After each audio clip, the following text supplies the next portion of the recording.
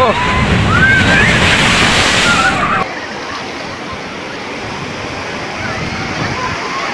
যে দীঘা স্টেশন ঠিক বেরিয়ে এদিকটা হচ্ছিল পড়বে নিউ দীঘা, আর এইটা পড়েছে জগন্নাথ মন্দিরের যে রাস্তা, এবং ঠিক তার সামনেটাই পড়বে হচ্ছিল যে টিকিট কাউন্টার, অর্থাৎ সরকারি বাসের এবং প্রাইভেট বাসের যে টিকিট কাউন্টারগুলো, সব টিকিট কাউন্টারগুলো এখানে আছে। আমরা এই যে টিকিট কাউন্টার থেকে টিকিট কেটে নিলাম, বাসের টিকিট, এবং টিকিটটা ভাড়া পড়লো 188 টাকা, জিএসটি সমেত 188 টাকা ভাড়া পড়লো। এবং সেই ভাড়া 2:10 আমাদের বাস, সেই বাসে উঠে আমরা চলে যাব আমাদের শহর, আমাদের প্রিয় বড় মাছ শহর নৈহাটি শহরে আমরা পৌঁছে যাব।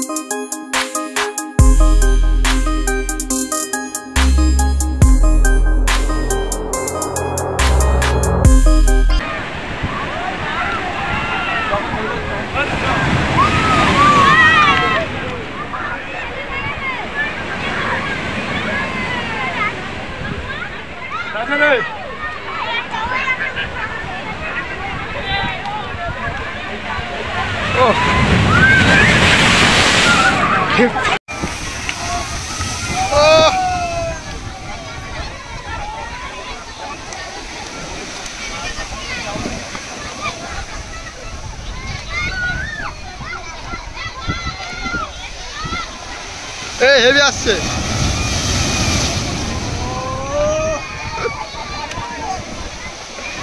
রাউজা দেখো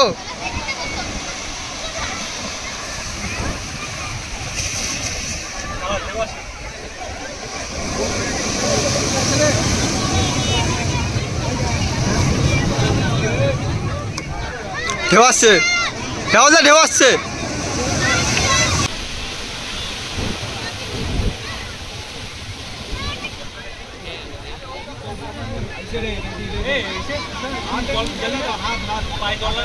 হ্যাঁ লাগালাম তো, এইটা ভালো আসছে।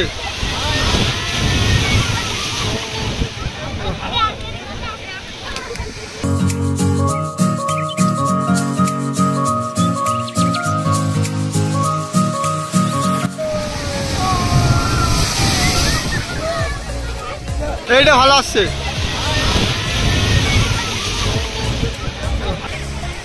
ভাবছিলাম আজকে স্নান হবে না, কিন্তু স্নান সত্যিও হয়নি। একটু জল ছিটিয়ে নিলাম যাতে সমুদ্র আসার সমুদ্র আসার কি বলবো খরচাটা গায়ে না লাগে, এর জন্য। ঠিক আছে, এই মুহূর্তে আমরা নিমন্ত্রণ হোটেলে চলে এসেছি। আমরা এখান থেকে দুপুরে নৈশভোজটি ছাড়বো এবং চলো তাহলে দেখা যাক এখানে কী কী মেনু আছে। যাই হোক, আমরা অনেক মেনু দেখার পরে দেখলাম এখানে ভেজ থালি আছে, দাম পড়েছে 80 টাকা। প্রথমে চলে আসলো সাদা ভাত, আলু ভাজা এবং স্যালাড, এবং এরপর থেকে আমাদের খাওয়া দাওয়া শুরু করলাম, এবং এরপর তরকারি এবং নানান খাবার দিয়ে শুরু করলাম, এবং নানান তরকারি খুবই সুস্বাদু ছিল, এবং শেষ পাতে চাটনি এবং পাঁপড় দিয়ে আমাদের আজকে খাবারটা এখানে শেষ করলাম। এরপর আমরা সরকারি বাসের দিকে রওনা দিলাম, এবং সরকারি বাসের রিপোর্টিং টাইম ছিল 1:55, এবং এই বাস ছাড়বে 2:10-এ, এবং এটি প্রত্যেক দিনই এই বাসটি ছাড়ে।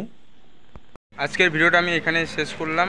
আর আমি তোমাকে যে রুটে যাব বলেছিলাম, যে বাসে যাব, সেই বাসের যে বড় মা অর্থাৎ নৈহাটি আমাদের যে প্রতিষ্ঠান আছে, সেই নৈহাটি পর্যন্ত এই বাসে উঠবো, এবং এখানেই আজকের মতন ভিডিওটা শেষ করলাম। পরের ভিডিও আবার কোনো দেখা হবে। চলো বন্ধুরা, টাটা।